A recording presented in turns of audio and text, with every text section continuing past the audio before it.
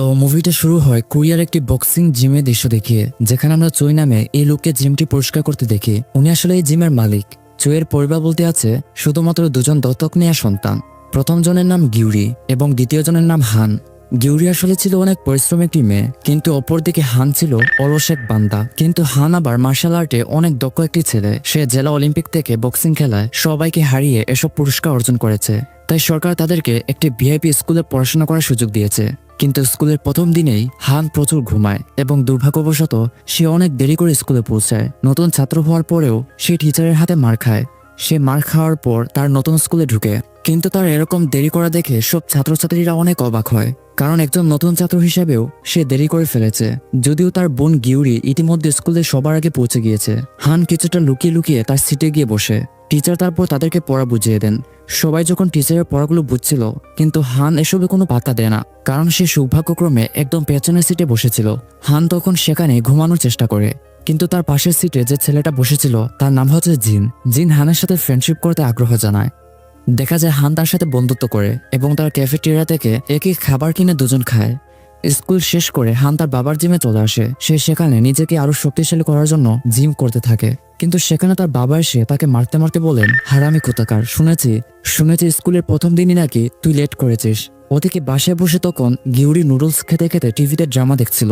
সেখানে হুট করে হান চপস্টিক নিয়ে এসে নুডলস খেতে আগ্রহ জানায়, কিন্তু গিউরি তাকে নুডলস খেতে দিচ্ছিল না। হঠাৎ হান বুদ্ধি করে বলে, এখানে মনে হয় হঠাৎ একটা তেলাপোকা দেখলাম। গিউরি লাফ দিয়ে উঠে সোফায় বসে পড়ে। ওদিকে হান সব নুডলস সাফ করে দেয়। পরে হান জানায়, সমস্যা নেই, তোকে আমি নতুন নুডলস সাথে আইসক্রিমও কিনে দিব, শুধু সকালবেলা আমাকে তাড়াতাড়ি ঘুম থেকে জাগাস। হান তারপর পরের দিন নিজের জমানো টাকা থেকে কিছু টাকা বের করে গিউরির জন্য নুডলস আর আইসক্রিম কিনে। সে যখন আইসক্রিম খেতে খেতে বাসায় যাচ্ছিল, কিছু বজ্জাতরা একটা নম্র ছেলেকে বিরক্ত করছিল।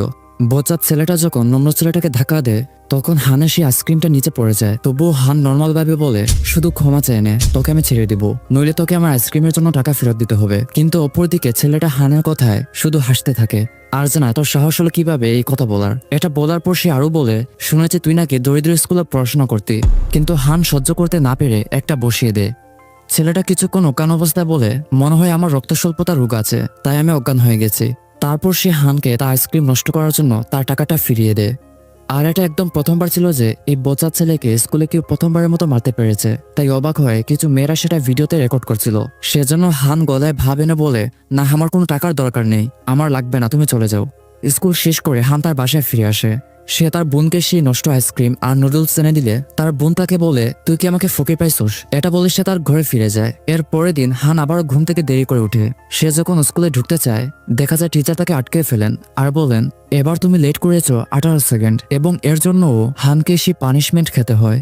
কিন্তু ভাই, সে যখন স্কুলে ঢুকে প্রত্যেকটা ছেলে তার দিকে অবাক হয়ে তাকিয়ে থাকে আর মোবাইলে গতকালের ফ্লাইটের দেখে বলে, এটা সেই ছেলেটা না? ও মা গো, সে কি আমাদের স্কুলে পড়ে? কিন্তু হান কিছু বুঝতে পারে না। তাই সে তার বন্ধু জিনকে গিয়ে বলে, সবাই আমার দিকে এভাবে তাকিয়ে আছে কেন? তখন জিন দেখায়, গতকালে তোমার সেই ফাইটের ভিডিওটা পুরো স্কুলে ভাইরাল হয়েছে। হান এখানে জানতে পারে ওই বজ্জাত ছেলেটার নাম হচ্ছে ইয়ং সান, এবং ইয়ং সানকে মনে মনে স্কুলের সবাই ঘৃণা করে। তারা মনে মনে সবাই চাইতো ইয়ং সানের একটা উচিত শিক্ষা হোক। তাই এখানে সবাই হানের ফাইটিং স্কিলের প্রশংসা করে। অন্যদিকে আমরা ইয়ং সানের বসকে দেখতে পাই, তার নাম হচ্ছে লি। লি তার দলের কাউকে এরকম মার খেতে দেখে অনেক রাগান্বিত হয়ে যায়। লি আরো বেশি রাগান্বিত হয় যখন জানতে পারে এই ভিডিওটা নাকি ভাইরাল হয়ে গেছে। কিন্তু এখানে লি সিদ্ধান্ত নেয় সে হানকে তার দলে আনতে চায়, যেন তার দল আরো শক্তিশালী হতে পারে। আর আমরা এখানে জানতে পারি এই স্কুলের মালিক আসলে লিয়ের বাবা মাই, তাই কেউই লিকে কিছু বলতে পারে না। তো সেই সময় হান স্কুল শেষ করে তার বাবার জিমে চলে আসে। সেই সময় সেখানে জঙ্গি নামে একটা ছেলে আসে আর জানায় সে নাকি এই জিমে যোগ দিতে চায়। সে শপথ করে সে নাকি জিমের ক্লাসে কখনো মিস করবে না। পরের দিন হান প্রচন্ড দৌড়ে দৌড়ে স্কুলে যায় এবং আবারও দেরি করে আসার জন্য সে পানিশমেন্ট গ্রহণ করে। হান তার ক্লাসে এসে দেখে আজকে টিচার না আসায় সবাই মরার মতো ঘুমাচ্ছে। সেও সেখানে ঘুমিয়ে যায়, কিন্তু লির কিছু ছেলেরা এসে তাকে বিরক্ত করে। সেখানে তখন হাজির হয় হানের বোন গিউরি। সে ওই ছেলেটাকে জানায়, আমার ভাইকে বিরক্ত করবে না, তাকে একা একা থাকতে দাও। কিন্তু লির ছেলেরা কোনো কথা তোয়াক্কা না করে গিউরিকে মারতে যায়। তখনই হান লির ছেলেদের হাত ধরে ফেলে এবং জানায়, যদি ফাইট করতেই হয় তাহলে স্কুলের বারান্দা চলে এসো, আমি তোমাকে চ্যালেঞ্জ করলাম।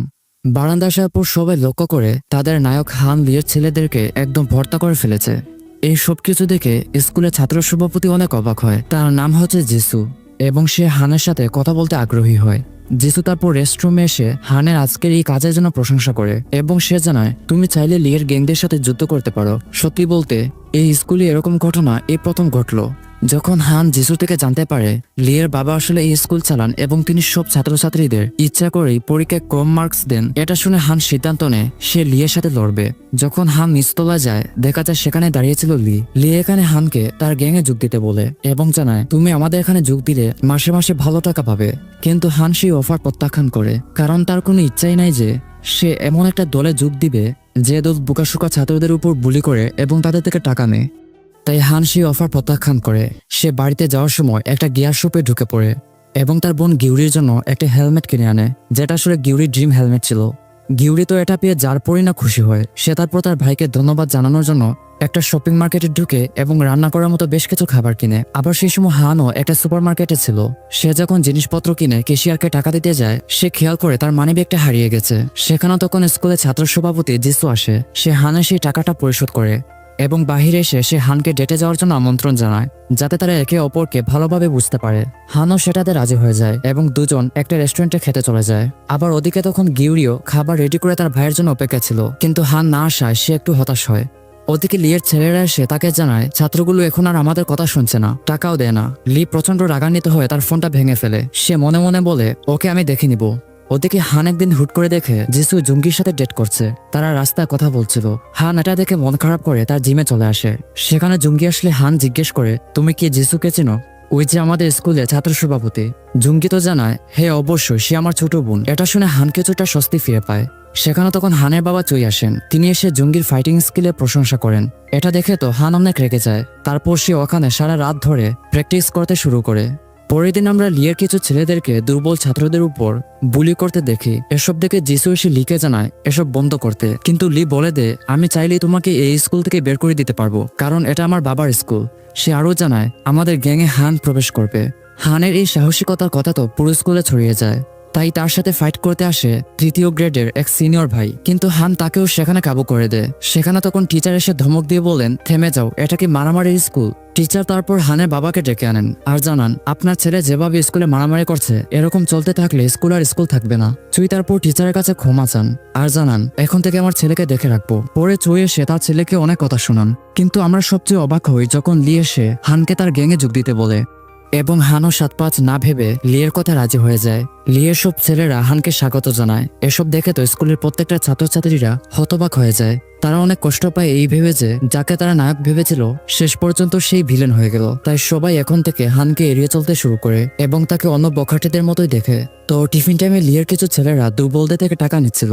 সেখানে তখন হানও ছিল, কিন্তু আমরা দেখতে পাই সে সিক্রেটলি সবকিছু মোবাইলে রেকর্ড করছিল।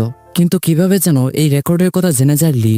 এর পরের দিন ছিল স্কুলে ছুটির দিন। লিয়ের গ্যাংয়ের সবাই স্কুলে মুখোশ পরে এসে হাজির হয়। তারা সিদ্ধান্ত নেয় তারা সবাই হানের জিমে যাবে এবং হানকে শেষ করে দিবে। এই যন্ত্রণা আর সহ্য করা যায় না। কিন্তু হান আবার তখন জিমে ছিল না, তাই তারা সেখানে জঙ্গির সাথে ফাইটে নেমে পড়ে। ফাইট হয় অনেকক্ষণ ধরে, আর এর মাঝখানে চলে আসে হানের বোন গিউরি।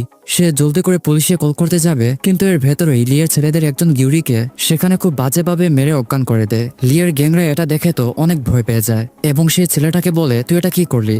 এই মেয়েটা তো এখন মারাও যেতে পারে। তাই তারা ভয় পেয়ে সেখান থেকে পালিয়ে যায়। জুঙ্কি তাড়াতাড়ি হানকে ফোন করে আর তাকে আসতে বলে। হান সেখানে পৌঁছালে লিয়ের এসব কর্মকাণ্ড দেখে তার তো রাগে গা জ্বলে ওঠে।